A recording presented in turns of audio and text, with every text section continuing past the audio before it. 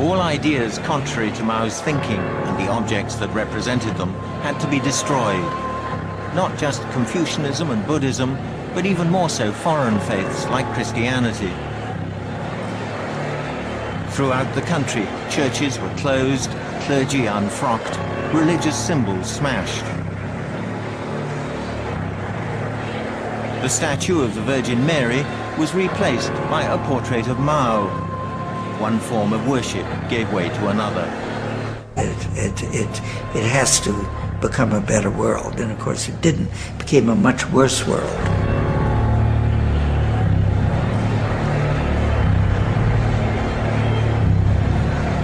The physical destruction wrought by the Red Guards was unparalleled even in China's long history. Monasteries all over the country, as far away as distant Tibet, were ransacked and razed to the ground. The most important sites, like the Forbidden City, were protected on the orders of Zhou Enlai. But elsewhere, Mao's stormtroops had free rein.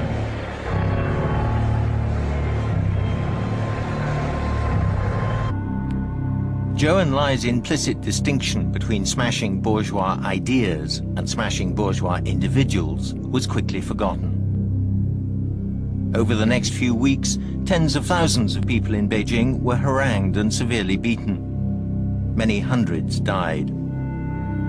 I can remember it as though it were yesterday, watching a group of strongly built students, including some of my own classmates, boys who practiced martial arts, jump up onto the platform. 1928, until he dared to criticize the chairman's Great Leap Forward, was dragged out and publicly vilified. To his Red Guard accusers, Peng was a three antes element: wasteful, corrupt and bureaucratic, disloyal to Chairman Mao. Jiang Wen-tian, Mao's predecessor as party leader in the 1930s, was damned alongside him. Both men had devoted their lives to the Chinese Revolution. Now, they have no rights. He was undergoing a slow descent into hell. The highest-ranking victims were brought out for public humiliation before mass meetings in a football stadium. They wore placards around their necks with their names crossed out like common criminals awaiting execution.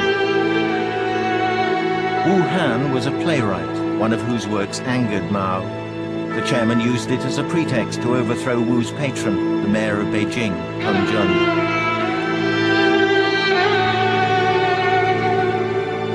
The purge he'd set in motion would eventually claim other victims, still higher in the chain of command.